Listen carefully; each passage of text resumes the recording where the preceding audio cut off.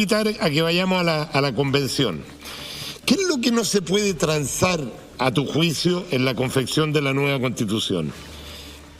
Hay varios puntos que han defendido la derecha.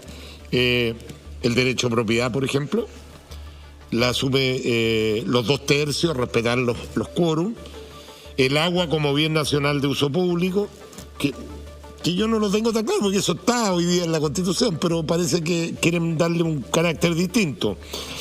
Y el tema de la educación, que tú siempre has defendido la posibilidad de que los padres elijan, pero también está el tema del Banco Central, la independencia del Banco Central, que le ha hecho tan bien a este país por el tema de la inflación.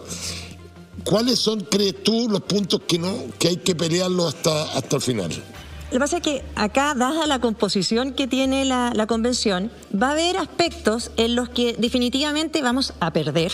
Y quienes los impongan por sus mayorías tendrán que hacerse responsables de si eso funciona o no funciona a la larga en Chile, pero hay aspectos en los que no se va a poder ir por el mal menor, porque definitivamente es contrario a cosas muy esenciales las que nosotros creamos. En otros, claro, podrás regularlo de una manera distinta que hubiera sido tu ideal y habrá que buscar acuerdos para que quede de la mejor manera posible, pero en otros, claro, va a haber y vamos a perder. Es como cuando uno le decían cuando chico, bueno, hágalo, pero usted se hace responsable. Yo siento que lo que ocurrió, por ejemplo, en el segundo gobierno de la presidenta Bachelet, cuando tenían los votos y avanzaron en una reforma educacional que impulsó en gran parte el Frente Amplio, con esta ley de educación pública, la ley de inclusión, etcétera, que todas las encuestas durante el periodo de gobierno decían que la gente estaba en contra de esa reforma. Siguieron adelante igual porque tenían los votos, y en la elección presidencial siguiente perdieron la presidencial.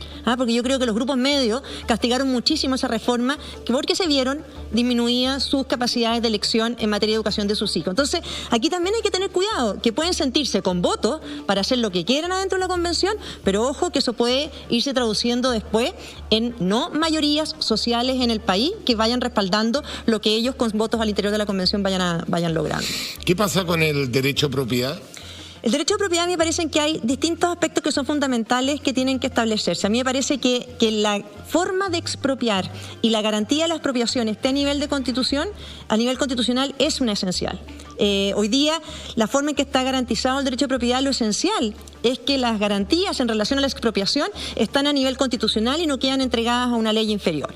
Respecto del agua, el Código de Agua ya dice que el agua es un bien nacional de uso público, por lo tanto no hay ningún inconveniente en elevarlo a rango constitucional. Cosa distinta es el derecho de propiedad sobre los derechos de aprovechamiento de las aguas, por ejemplo. Y en materia de libertades individuales, ahí es donde claramente tenemos muchas diferencias, porque nosotros creemos en un Estado que está al servicio de las personas, que tiene que garantizarle los espacios para que puedan ejercer su libertad sin impedirla. Por ejemplo, en la libertad de elegir los colegios de los hijos, que no es solamente eso, para que sea real esa libertad, tienes que tener libertad para poder crear colegios y organizar colegios. Y yo creo que todo lo que es provisión privada y provisión mixta de los bienes es fundamental. O sea, que la gente pueda elegir. A nosotros no nos importa si al niño lo educa un colegio del Estado o lo educa un colegio de un particular, en la medida en que ese niño reciba la mejor educación posible. Yo lo que creo que, lo que escucho, lo que siento en el ambiente, es que aquí va a haber una lista de muchas necesidades que las van a poner en la Constitución. Eso sería maravilloso en un país donde el Estado tiene recursos infinitos. Sin embargo, sabemos que eso no es así, que el problema económico se define como necesidades múltiples y recursos escasos. ¿Qué va a pasar con todas estas garantías constitucionales que van a quedar, sin lugar a dudas, marcadas en la Constitución, cuando el Estado no pueda cumplirla, porque no tiene los recursos para cumplirla, y vaya a los tribunales, y el tribunal va a decir, bueno, esto está en la Constitución, el Estado tiene que cumplir? ¿Qué pasa ahí? Que el Poder Judicial pasa a manejar la billetera fiscal. O sea, ya no es el Ejecutivo el que tiene ya no es uno el que cuida el presupuesto familiar, sino que el vecino tiene el derecho de meterle la mano al bolsillo de su billetera.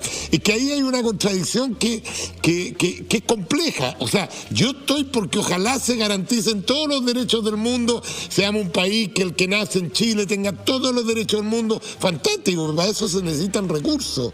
¿Y qué va a pasar con la judicialización de estas garantías constitucionales según tú?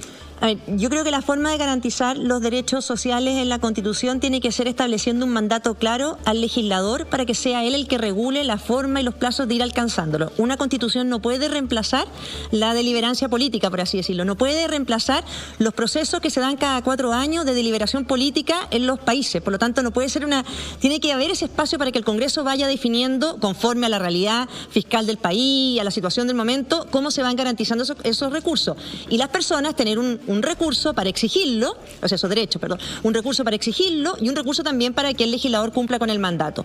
Hay un agregado, cuando tú dices el Poder Judicial no puede terminar siendo el que hace al final las políticas públicas o reemplaza al Ejecutivo, hay otra cosa adicional. En países donde se han judicializado de esa manera los derechos sociales, se ha aumentado desigualdades, porque al final los que pueden recurrir a los tribunales no son los más vulnerables o los que están en una situación de mayor desprotección. Entonces, al final los tribunales terminan protegiendo derechos de quienes tienen más capacidad de organizarse para ir a hacerlos valer.